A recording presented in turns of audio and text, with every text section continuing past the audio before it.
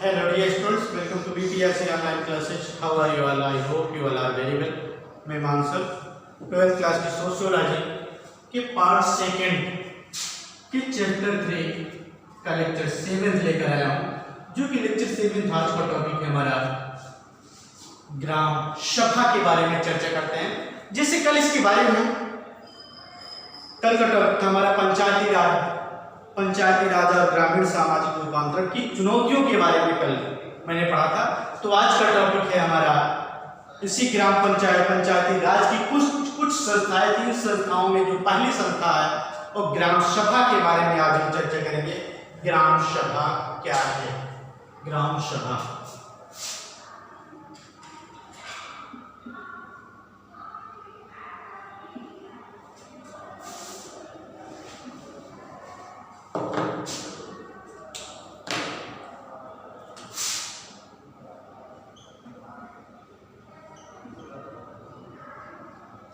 तो आज हम चर्चा करेंगे ग्राम सभा। ग्राम सभा पंचायती राज व्यवस्था की एक संस्था है जो कि सबसे छोटी पंचायती राज व्यवस्था की जो सबसे छोटी इकाई मानी जाती है वो ग्राम सभा है। अगर चुनाव के क्षेत्र में देखते हैं या प्रशासनिक क्षेत्र में देखते हैं कि प्रशासनिक क्षेत्र की जो सबसे छोटी इकाई होती है वो ग्राम सभा ही आती है। प्रशासनिक विभाग की प्रशासनिक क्षेत्र की सबसे छोटी इकाई ग्राम सभा होती है। जिस ग्राम सभा क्या है इसके बारे में चर्चा करते हैं। ग्राम सभा जिस ग्राम की जनसंख्या कम से कम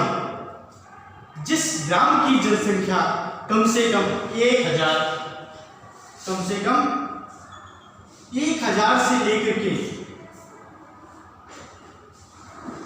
3000 किसी भी ग्राम की जनसंख्या 1000 से लेकर के 3000 की जनसंख्या के बीच हो तो उसे ग्राम सभा कहते हैं। यहां पर जनसंख्या जैसे 1000 से लेकर के 3000 की जनसंख्या के बीच है तो उस गांव को ग्राम सभा घोषित कर दिया जाता है कि एक नई ग्राम सभा नियुक्त कर दी जाती है कि यहाँ पर व्यक्तियों की संख्या 1000 से लेकर के 3000 है, लेकिन आज वर्तमान में जो जनसंख्या का रेशियो है एक से काफी बढ़ चुका है, जो आज 1000 से लेकर के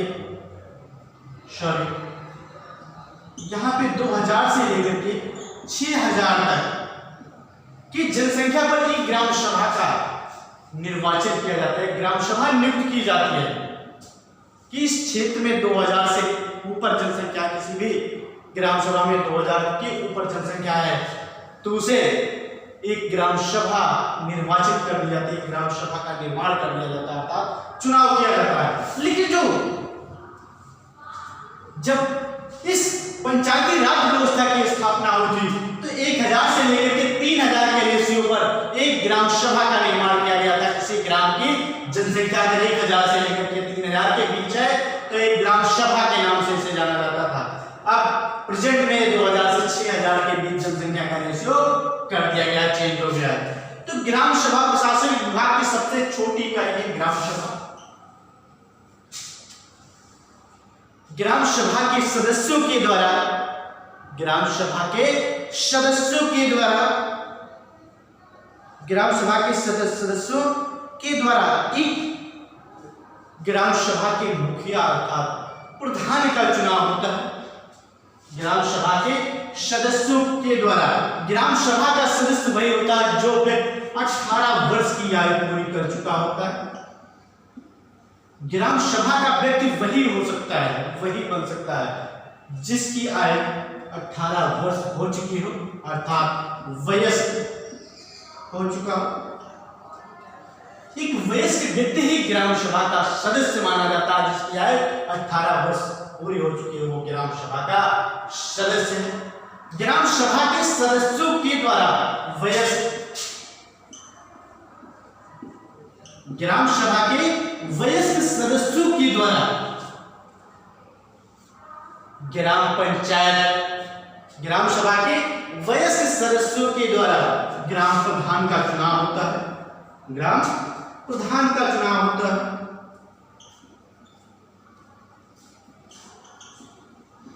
ग्राम प्रधान का चुनाव होता है। 18 वर्ष का व्यक्ति, किसी भी ग्राम का व्यक्ति 18 वर्ष की आयु पूरी करने के बाद वो वयस्क माना जाता है। वही ग्राम सभा का सदस्य माना जाता है जो 18 वर्ष की आयु पूरी कर चुके हों। पूरी करने के बाद वो अपने ग्राम सभा में अपने मुखिया अर्थात ग्राम प्रधान को ग्राम प्रधान का चुनाव करते हैं। तो किसके द्वारा होता है? वयस्क ग्राम सभा के वयस्क सदस्यों के द्वारा ग्राम प्रधान का चुनाव होता है, जिसकी अवधि 5 साल के लिए होती है। 5 जिसकी अवधि की ग्राम प्रधान जो चुने जाते हैं 5 साल के लिए चुने जाते हैं और इनका वयस्क सदस्यों के द्वारा इनका चुनाव होता है। वयस्क सदस्यों के द्वारा इनका चुनाव होता है।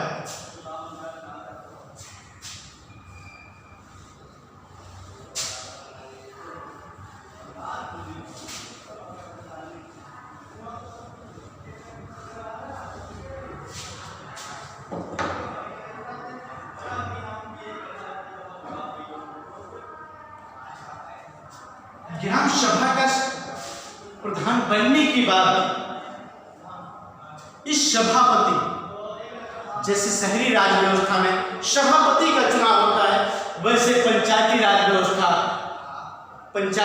व्यवस्था के ग्राम सभा में प्रधान का चुनाव होता है। प्रधान निर्वाचित होने के बाद वो महीने में 1 या 2 बैठकें कर सकता है, लेकिन वर्ष में 2 बैठकें करना कंपलसरी है, अनिवार्य है। 1 साल में कम से कम 2 बैठकें करना अनिवार्य है, अर्थात कंपलसरी है। इसके बाद आते हैं ग्राम सभा के बाद आते हैं ग्राम पंचायत पर, जो केंद्रीय स्तरीय पंचायती राज व्यवस्था बलवंतराव मेहता समिति के द्वारा दी गई थी। चर्चा करते हैं ग्राम पंचायत पर। ग्राम पंचायत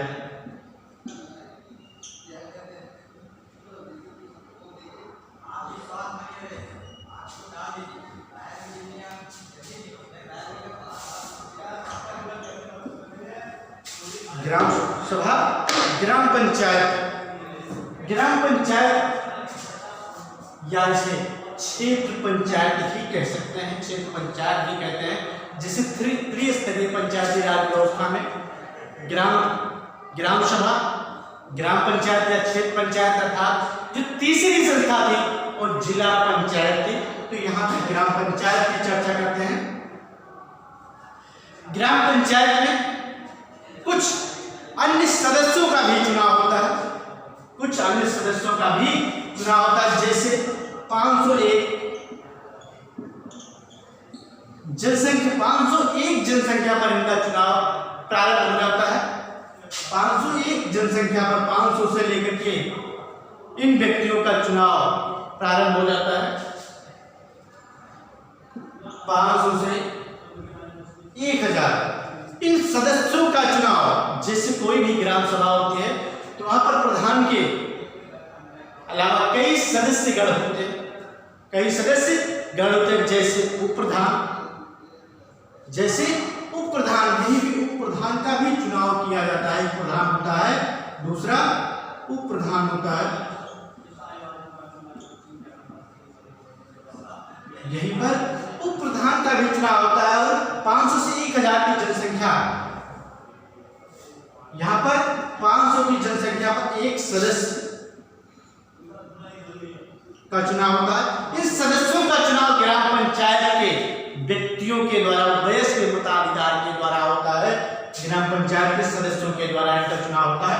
यहीं पे जब 1000 जनसंख्या होती है तो सदस्यों की जनसंख्या बढ़ जाती है। यहीं पे 1000 से 2000 की जनसंख्या होगी तो एक सदस्यों की जनसंख्या यहाँ भी बढ़ जाएगी। इससे ज्यादा जनसंख्या होगी, जैसे जैसे जनसंख्या बढ़ती जाएगी वैसे वैसे सदस्यों की संख्या भी बढ़ती जाएगी और सदस्यों का जो चुनाव होता है ग्राम पंचायत की वयस्क मताधिकार वयस्क व्यक्तियों के द्वारा होता है। इनका भी जो कार्यकाल होता है वो 5 साल के लिए होता है। ग्राम पंचायत के सदस्यों का भी जो कार्यकाल होता है वो 5 वर्ष के लिए होता है। और ग्राम सभा के प्रधान के द्वारा जो बैठक की जाती है उसमें ये अपनी सहभागिता निभाते हैं। जैसे किसी ग्राम सभा में 13 सदस्यों का चुनाव होता है, किसी में 15 का होता है, किसी में 9 का होता है, किसी में 10 का होता है। जो जैसी छोटी बड़ी ग्राम सभा होती है वैसे उस ग्राम पंचायत में सदस्यों का चुनाव होता है, वयस्क व्यक्तियों के द्वारा सदस्यों का चुनाव होता है। इस बैठक में ग्राम प्रधान तक अपनी बात पहुंचाने के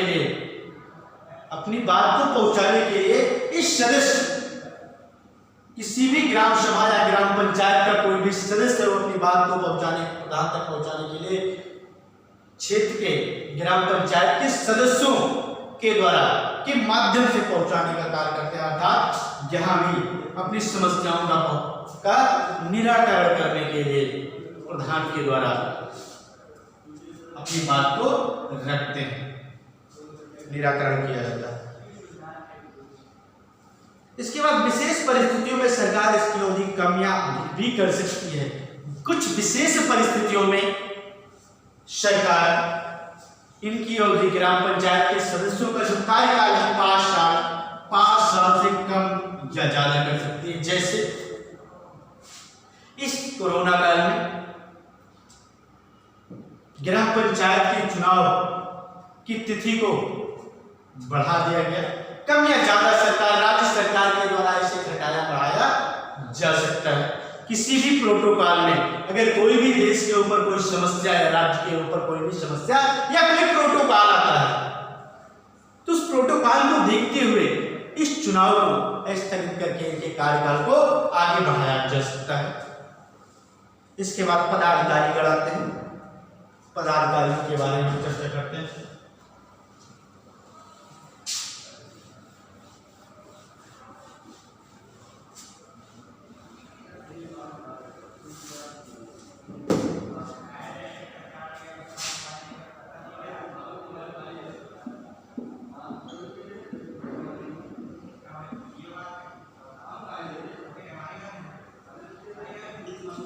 पदाधिकारियों के बारे में चर्चा करते हैं। जैसे ग्राम सभा के प्रधान और उप प्रधान एक ग्राम पंचायत के प्रधान और उप प्रधान होते हैं। जैसे ग्राम सभा के प्रधान और उप प्रधान ग्राम पंचायत के प्रधान और उप प्रधान होते हैं। ग्राम पंचायत के प्रधान और उप प्रधान होते हैं। ग्राम सभा के सदस्यों द्वारा प्रधान 5 वर्ष के लिए चुना जाता है। ग्राम सभा का प्रधान पंचायत व्यवस्था का प्रधान होता है। ग्राम सभा का जो प्रधान होता है पंचायती राज व्यवस्था का भी प्रधान होता है। गांव का प्रशासन में उनका महत्वपूर्ण भाग होता है। ग्राम सभा और ग्राम पंचायत दोनों का सभापति होने के कारण उस पद का भी महत्व हो जाता है। जिले के अधिकारियों को वह अपने ग्राम की समस्याओं से परिचित कराता है। ग्राम प्रधान जो होता है वो अपने क्षेत्र की समस्याओं को जिले के अधिकारियों से परिचित कराता है। उप प्रधान का निर्वाचन ग्राम पंचायत के सदस्यों के द्वारा 5 वर्ष के लिए होता है। 5 वर्ष के लिए होता है। जो इसमें पदाधिकारी ग्राम सभा अर्थात ग्राम पंचायत के जो पदाधिकारी होते हैं प्रधान, उप प्रधान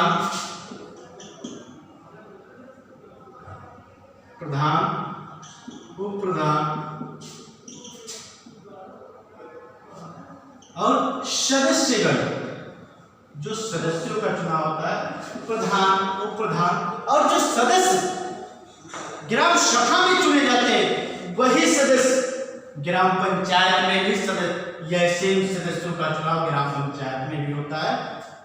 सेम सदस्य ग्राम पंचायत के भी मुखिया होते हैं। ग्राम पंचायत के भी पदाधिकारी होते हैं, प्रधान, उप प्रधान अर्थात सदस्य। अब हम कर्मचारियों के बारे में चर्चा करते हैं।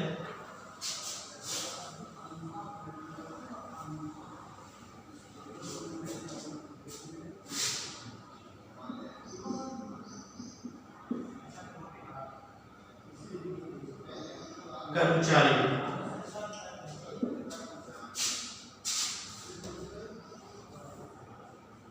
पंचायत को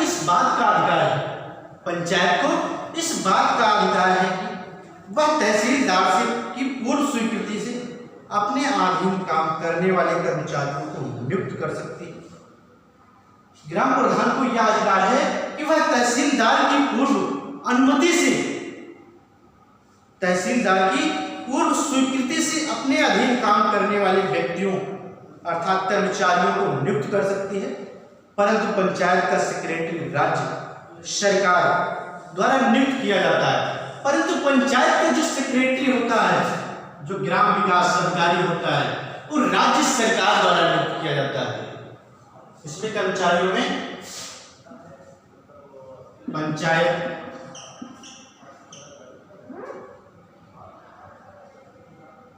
का सेक्रेटरी,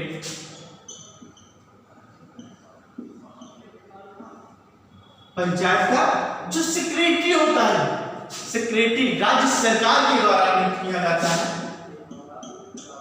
राज्य सरकार के द्वारा नियुक्त किया जाता है।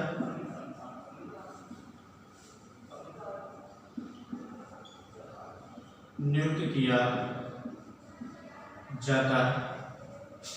पंचायत का जो सेक्रेटरी होता है वो राज्य सरकार के द्वारा नियुक्त किया जाता है। और यहाँ पर प्रधान का भी अधिकार होता है कि तहसीलदार की पूर्व स्वीकृति के बिना वो किसी भी कर्मचारियों की नियुक्ति ग्राम प्रधान कर सकता है। उसमें किसी से परमिशन अर्थात स्वीकृति लेने की कोई जरूरत नहीं पड़ती है। इस पद के लिए शैक्षिक योग्यता इंटरमीडिएट पास रखी गई है। इस सेक्रेटरी पद के लिए जो सेक्रेटरी की योग्यता है वो इंटरमीडिएट पास रखी गई है। तो इसके आगे का जो पार्ट है उसे नेक्स्ट वीडियो में लेकर आएंगे। Stay home and be safe. Thank you.